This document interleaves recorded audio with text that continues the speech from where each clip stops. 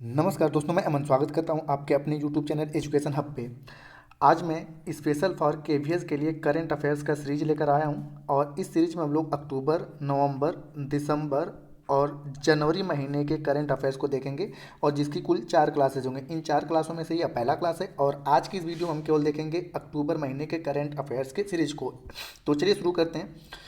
तो यहाँ पे शिक्षा मंत्रालय द्वारा नवंबर 2022 में काशी में 1 महीने के लिए चलने वाले काशी तमिल समागम का आयोजन किया जाएगा। इसका उद्देश्य तमिलनाडु तथा वाराणसी के बीच प्राचीन ऐतिहासिक और सांस्कृतिक संबंधों की खोज करना है। तो यहाँ पे ये पूछा जा सकता है कि काशी तमिल समागम किस मंत्रालय के द्वारा संचालित किया गया। तो शिक्षा मंत्रालय के द्वारा संचालित किया गया और कहाँ पर, वाराणसी में। अगला है कि महाराष्ट्र के महिला एवं बाल विकास विभाग द्वारा मुंबई में भारत के पहले माइग्रेशन मॉनिटरिंग सिस्टम का उद्घाटन किया जाएगा और इसके माध्यम से प्रवासी लाभार्थियों को ट्रैक कर उन्हें लाभ दिलाने का प्रयास किया जाएगा। तो यहाँ पूछा जा सकता है कि आपका माइग्रेशन मॉनिटरिंग सिस्टम किसके द्वारा और किस राज्य में शुरू किया गया है। तो महिला एवं बाल विकास विभाग द्वारा महाराष्ट्र यानी कि मुंबई में। अगला है कि रोजगार भर्ती मेला की शुरुआत की है प्रधानमंत्री नरेंद्र मोदी ने और जिसका उद्देश्य रखा गया था कि दिसंबर 2023 तक 38 विभागों में 10 लाख युवाओं को रोजगार प्रदान करना है। और अगला है आपका कि जल जीवन मिशन के तहत 100% घरों में नल से जल की आपूर्ति करने वाला भारत का पहला राज्य कौन बन गया है, गुजरात। ठीक है। आगे है कि केंद्रीय पर्यावरण एवं वन एवं जलवायु परिवर्तन मंत्रालय ने उत्तर प्रदेश के दूसरे हाथी अभ्यारण्य तराइन हाथी रिजर्व की स्थापना की मंजूरी दी। तो यहाँ पूछा जा सकता है कि उत्तर प्रदेश का दूसरा हाथी अभ्यारण्य कौन बना। तो तराइन हाथी रिजर्व या तराइन हाथी रिजर्व किस राज्य का अभ्यारण्य है। तो उत्तर प्रदेश का। आगे आपका कि केंद्रीय ग्रामीण विकास मंत्रालय द्वारा नई दिल्ली में सरस फूड फेस्टिवल 2022 का आयोजन किया गया और इस महोत्सव में स्वयं सहायता समूह की महिला उद्यमियों ने भाग लिया और अपने व्यंजन प्रस्तुत किए हैं। तो यहाँ पूछा जा सकता है कि सरस फूड फेस्टिवल 2022 का आयोजन कहाँ पे किया गया, दिल्ली में, और इसे किस मंत्रालय द्वारा लॉन्च किया गया था। तो केंद्रीय ग्रामीण विकास मंत्रालय द्वारा। अगला है केंद्रीय शिक्षा मंत्रालय ने फुटबॉल फॉर स्कूल पहल के क्रियान्वयन के लिए फीफा तथा भारतीय फुटबॉल महासंघ के साथ समझौता किया। आगे आपका कि मध्य प्रदेश के ग्वालियर में 5 दिवसीय अंतर्राष्ट्रीय संस्कृत नृत्य समारोह उद्धव उत्सव 2022 का आयोजन किया गया और इसका उद्घाटन भारत के ताइवान के राजदूत बॉसुन गेर ने किया। तो यहाँ पूछा जा सकता है कि उद्धव उत्सव का उद्घाटन जो कि अंतर्राष्ट्रीय संस्कृत नृत्य उत्सव कहाँ पर किया गया, मध्य प्रदेश के ग्वालियर में, और उद्घाटनकर्ता कौन है। तो भारत में जो ताइवान के राजदूत है जिसका नाम है बॉसुन गेर ने किया। आगे है आपका कि 26 से 28 अक्टूबर तक नई दिल्ली में इंडिया स्पेस कांग्रेस 2022 का आयोजन किया जाएगा और इसका उद्देश्य अंतरिक्ष के क्षेत्र में खोज को बढ़ावा देना इसका उद्देश्य रखा गया है। आगे की प्रधानमंत्री नरेंद्र मोदी ने गुजरात के बड़ोदरा में C295 परिवहन विमान निर्माण सुविधा की आधारशिला रखी है। यह पहली बार है जब किसी निजी कंपनी द्वारा भारत में सैन्य विमान का निर्माण किया जाएगा। तो यहाँ अगला क्वेश्चन है, दिल्ली के उपराज्यपाल विनय कुमार सक्सेना ने समृद्धि 2022-2023 योजना की शुरुआत की। इसके तहत आवासीय संपत्ति के मालिक अपनी संपत्ति पर कर पर छूट प्राप्त कर सकते हैं। तो ये पूछा जा सकता है कि समृद्धि 2022-23 योजना की शुरुआत किसके द्वारा और कहाँ पे किया गया। तो विनय कुमार सक्सेना द्वारा दिल्ली में। और यह किसके लिए है। तो मालिक की अपने संपत्ति पर कर में छूट प्राप्त करने के लिए समृद्धि 2022-23 योजना को लॉन्च किया गया है।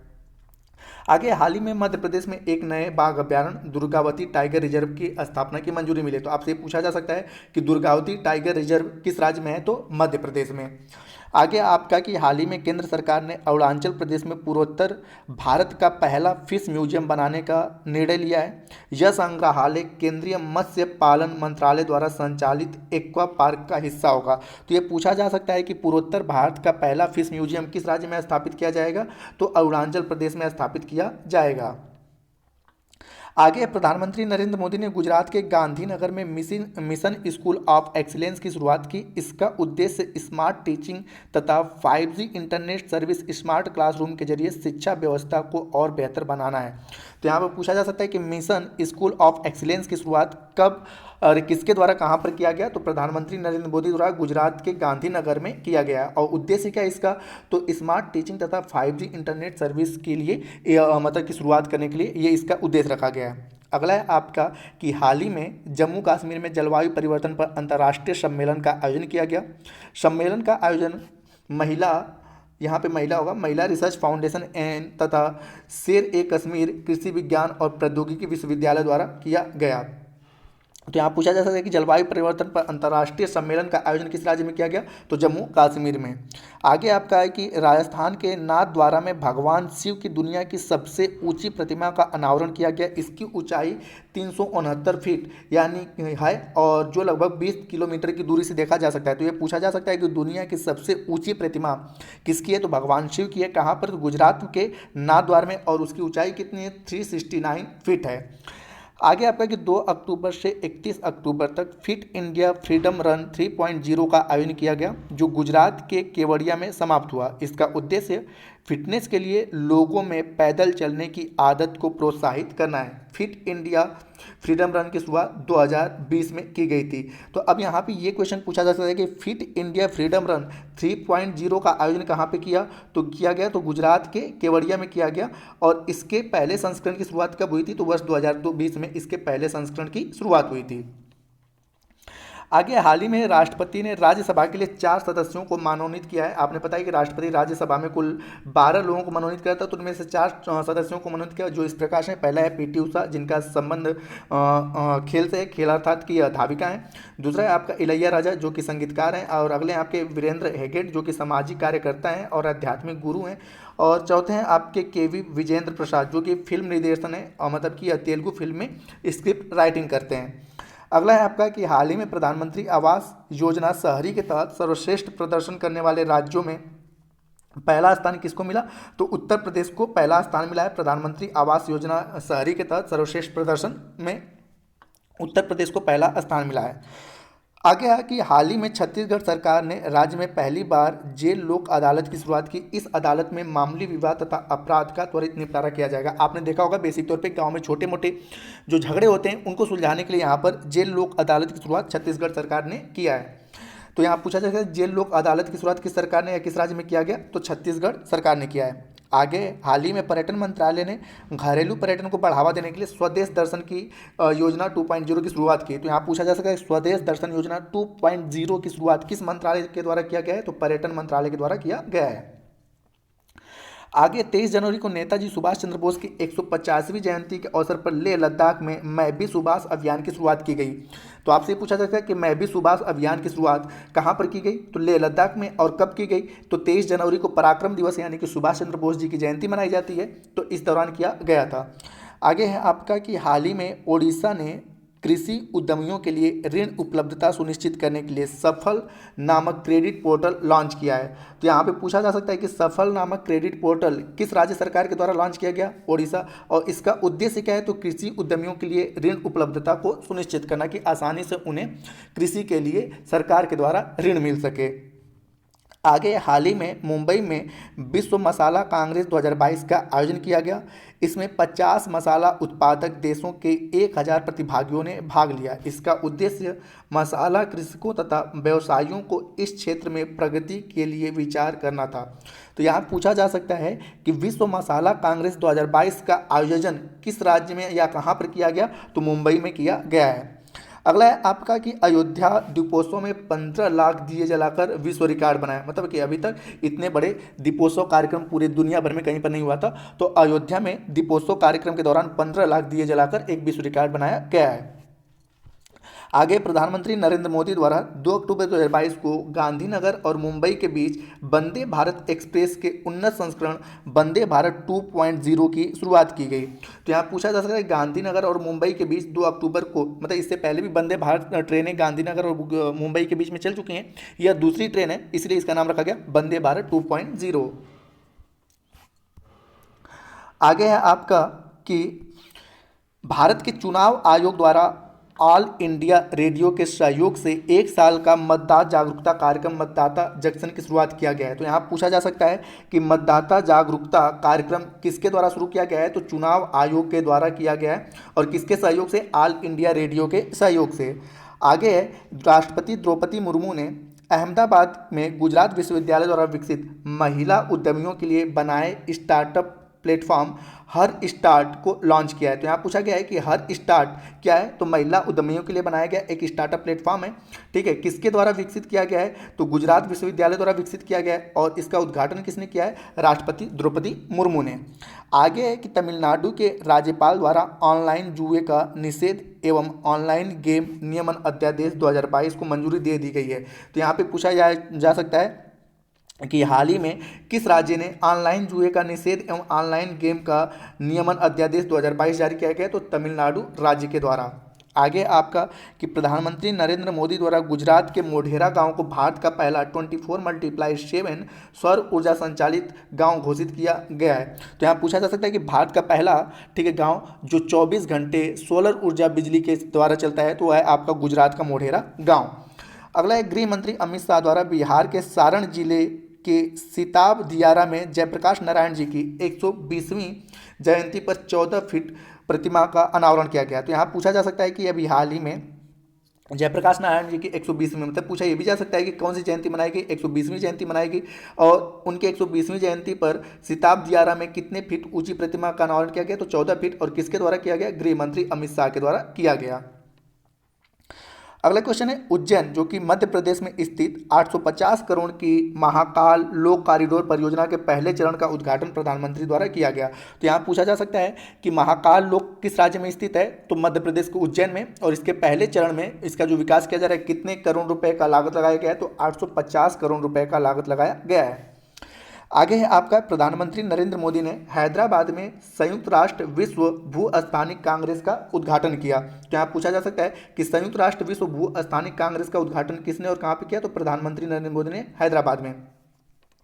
आगे है राष्ट्रपति द्रौपदी मुर्मू ने कोलकाता अगरतला एक्सप्रेस को झंडी दिखाई। अगला है रेल मंत्री अश्विनी वैष्णव द्वारा भुवनेश्वर रेलवे स्टेशन पर भारत के पहले एल्युमिनियम फ्रैंक रेक का उद्घाटन किया। इसे बोस्को लिमिटेड, बैगन डिवीजन और हिंडाल्को द्वारा विकसित किया गया है। अगला अपडेट है आपका कि केंद्र सरकार ने अरुणाचल प्रदेश और नागालैंड के 12 जिलों में आसपा यानी कि arm force special protection act को 6 माह के लिए बढ़ा दिया है। मतलब अरुणाचल प्रदेश और नागालैंड ये के 12 जिलों में 6 महीने के लिए आसपा कानून को बढ़ा दिया गया, arm force special protection act. आगे आपका कि केंद्रीय पर्यटन मंत्रालय द्वारा जारी रिपोर्ट के अनुसार वर्ष 2021 में महाराष्ट्र 1.26 मिलियन और तमिलनाडु 1.23 मिलियन विदेशी पर्यटकों की संख्या में सबसे आगे रहे। तो यहाँ पूछा जा सकता है कि भारत में सबसे अधिक विदेशी पर्यटक किस राज्य में आए, तो महाराष्ट्र पहले क्रम पे और दूसरे क्रम पे कौन है, आपका तमिलनाडु, ठीक है। आगे आपका कि केरल राज्य का पुलुमपारा पंचायत देश का पहला पूरी तरह से डिजिटल साक्षर पंचायत बन गया है। तो पुलुमपारा पंचायत किस राज्य में स्थित है, तो केरल में, और किस लिए जाना गया है, अभी चर्चा में आया, तो डिजिटल साक्षर पंचायत बनने वाला भारत का पहला पंचायत है पुलुमपारा, जो कि केरल राज्य में स्थित है।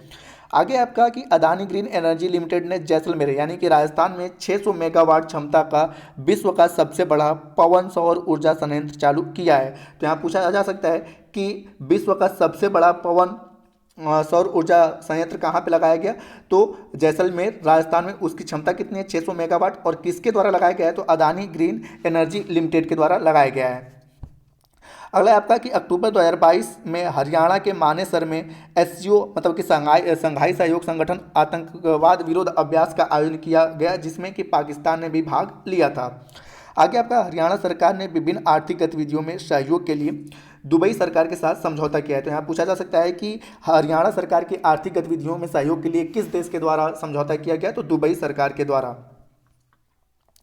आगे तमिलनाडु के करूर और डिडिगुल जिले में स्थित कंदऊर को पतला लोरिस अभ्यारण्य सूचित किया गया। तो यहाँ पूछा गया है कि पतला लोरिस अभ्यारण्य किस राज्य में है, तो तमिलनाडु राज्य में है, ठीक है। आगे आपका कि भारत सरकार ने आंध्र प्रदेश और तमिलनाडु को जोड़ने वाली कृष्णा नदी पर एक केबल स्टे कम सस्पेंशन ब्रिज के निर्माण की मंजूरी दे दी है।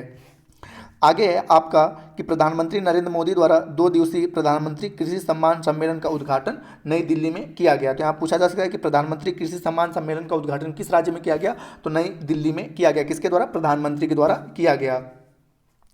आगे कि प्रधानमंत्री नरेंद्र मोदी ने गुजरात के बनासकांठा जिले में दिशा में भारतीय वायुसेना के नए एयरबेस की आधारशिला रखी। तो यहाँ पे पूछा जा सकता है कि हाल ही में प्रधानमंत्री द्वारा कहाँ पर भारतीय वायुसेना के नए एयरबेस की आधारशिला रखी गई, तो गुजरात के बनासकांठा में, ठीक है। और किसके द्वारा रखी गई? प्रधानमंत्री नरेंद्र मोदी के द्वारा। अगला है आपका कि हाल ही में LIC के द्वारा एक योजना की शुरुआत की गई जिसका नाम है धन वर्षा योजना। तो पूछा जा सकता है धन वर्षा योजना किस के द्वारा शुरू की गई? LIC के द्वारा। और इसका उद्देश्य क्या है? तो एक व्यक्तिगत बचत जीवन बीमा योजना है। आगे है आपका कि केंद्रीय पेट्रोलियम और प्राकृतिक गैस मंत्री हरदीप सिंह पुरी ने पंजाब के संगरूर में एशिया का सबसे बड़ा संपीड़ित बायोगैस यानी कि CBG संयंत्र का उद्घाटन किया। ठीक है, तो यहाँ पूछा जा सकता है कि एशिया का सबसे बड़ा संपीड़ित बायोगैस संयंत्र का उद्घाटन कहाँ पर किया गया? तो पंजाब के संगरूर में। और किसने किया? तो केंद्रीय पेट्रोलियम और प्राकृतिक गैस मंत्री हरदीप सिंह पुरी ने। अगला है कि डिजिटल शिक्षा को बढ़ावा देने के लिए असम सरकार ने गूगल के साथ समझौता किया। तो यहाँ पूछा जा सकता है कि डिजिटल शिक्षा को बढ़ावा के लिए असम सरकार ने किसके साथ समझौता किया? तो गूगल के साथ। आगे त्रिपुरा के मुख्यमंत्री डॉक्टर मणिक शाह ने हाल ही में राज्य के पहले सरकारी अंग्रेजी माध्यम कॉलेज का उद्घाटन किया। तो यहाँ पूछा जा सकता है कि राज्य का पहला, ठीक है, सरकारी अंग्रेजी माध्यम कॉलेज का उद्घाटन किसके द्वारा किया गया? तो त्रिपुरा के मुख्यमंत्री माणिक शाह के द्वारा। अगला है दिए जलाओ पटाखे नहीं अभियान किस राज्य सरकार के द्वारा चलाया गया? तो दिल्ली सरकार के द्वारा चलाया गया। और इसका उद्देश्य क्या था? तो प्रदूषण मुक्त दीपावली के लिए यह चलाया गया था। अगला है आपका एंटी डस्ट अभियान किस राज्य सरकार के द्वारा चलाया गया है? तो दिल्ली राज्य सरकार के द्वारा चलाया गया है। और इसका उद्देश्य क्या है? निर्माण स्थलों पर प्रदूषण मापदंडों के अनुपालन के लिए। तो एंटी डस्ट अभियान दिल्ली राज्य सरकार, दिए जलाओ पटाखे नहीं अभियान भी दिल्ली राज्य सरकार के द्वारा चलाया गया है। आगे है आपका कि रक्षा मंत्री राजनाथ सिंह ने नई दिल्ली में सशस्त्र बल कोष योगदान के लिए मां भारती के सपूत वेबसाइट को लॉन्च किया। तो यहाँ पूछा जा सकता है कि सशस्त्र बलों के योगदान के लिए, ठीक है, रक्षा मंत्री के द्वारा किस वेबसाइट को लॉन्च किया गया? तो मां भारती के सपूत को लॉन्च किया गया है। अगला है आपका मध्य प्रदेश हिंदी में MBBS कोर्स शुरू करने वाला भारत का पहला राज्य बन चुका है। तो यहाँ पूछा जा सकता है कि भारत का पहला वह राज्य जो हिंदी में MBBS कराएगा, तो मध्य प्रदेश।